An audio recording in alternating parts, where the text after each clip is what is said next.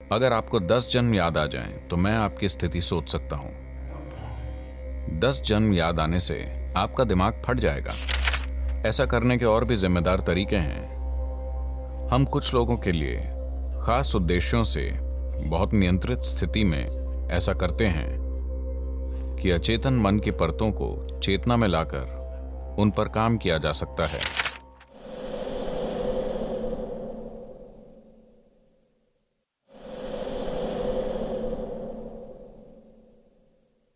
पिछले जन्म को जानना आमतौर पर सिर्फ मानसिक बकवास होती है, पर मान लीजिए कि आप कर सकते हैं कि आपने पिछले जन्म जान लिए।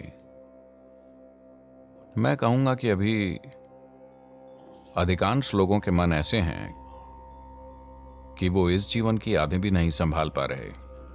सिर्फ एक जीवन की यादों से वो पागल हो रहे हैं, है ना?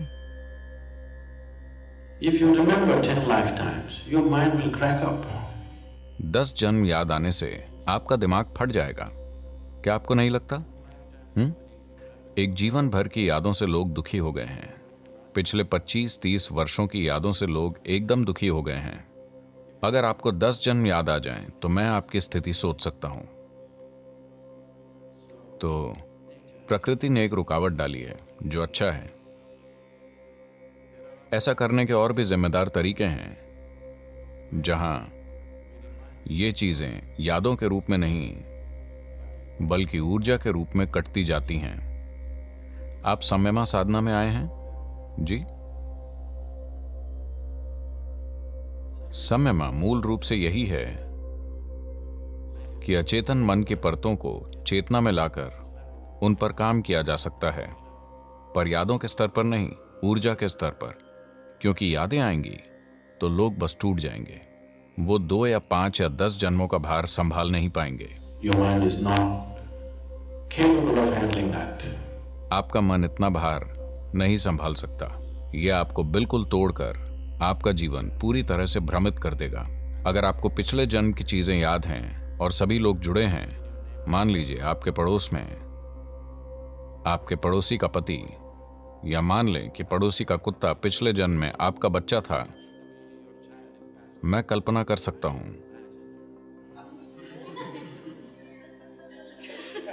अभी आप में जैसी भावनाएं हैं,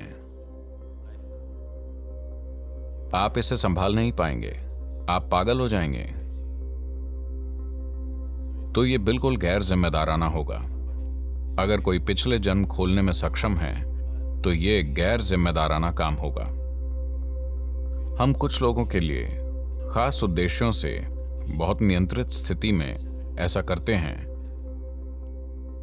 पर बहुत कम। ऐसा रोज करना जरूरी नहीं है। संयमा ऐसा करने का एक अच्छा तरीका है, क्योंकि यह ऊर्जा के स्तर पर काम करता है। आपको कभी भी असल चीजें मानसिक स्तर पर याद नहीं आती, पर आपको साफ एहसास होता है कि कुछ कटता जा रहा है। यह आपके लिए अच्छा है, यह सफाई करता है, पर याद करना अच्छा नहीं है। पर सम्मोहन चिकित्सा निश्चित रूप से पिछले जन्मों में जाना नहीं है। यह सिर्फ एक आकर्षक नाम है। शायद रिग्रेशन कहने से रुचि आती है, जैसे ही आप इसे सम्मोहन कहते हैं। मुझे नहीं लगता कि पिछले जन्म याद आ सकते हैं। आज के अधिकांश रिग्रेशन प्रक्रियाएं विशुद्ध रूप से मानसिक जोड़तोड़ हैं। वो भीतर कुछ भी नहीं छूती हैं। पहले वो पास्ट लाइफ रिग्रेशन कहते थे। ये एक बेहतर शब्द है, कम से कम अब वो सीधे शब्दों में कह रहे हैं।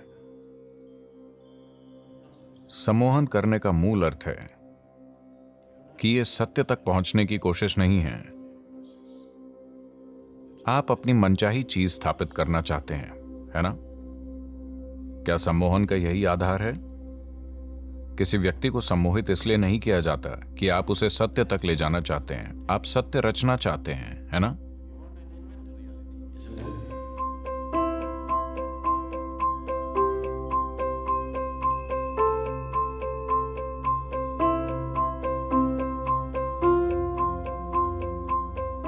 किसी को सत्य तक ले जाने के लिए जागरूकता जरूरी है, जो सम्मोहन का उल्टा है। अब वो हिप्नोथेरेपी कर रहे हैं जो किसी सच्चाई का इजाद करके उनके हिसाब से आपको ठीक कर देगी। तो आपको एक समस्या है, आप इसे किसी दूसरी चीज से संतुलित करना चाहते हैं, आपको शायद फायदा हो। अगर कोई बहुत बीमार है तो कुछ भी ठीक है,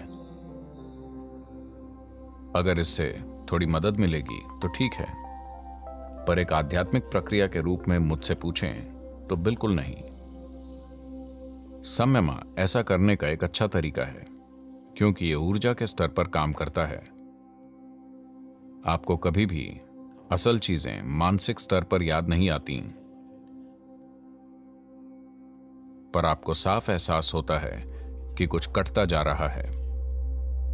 यह आपके लिए अच्छा है, यह सफाई करता है, पर याद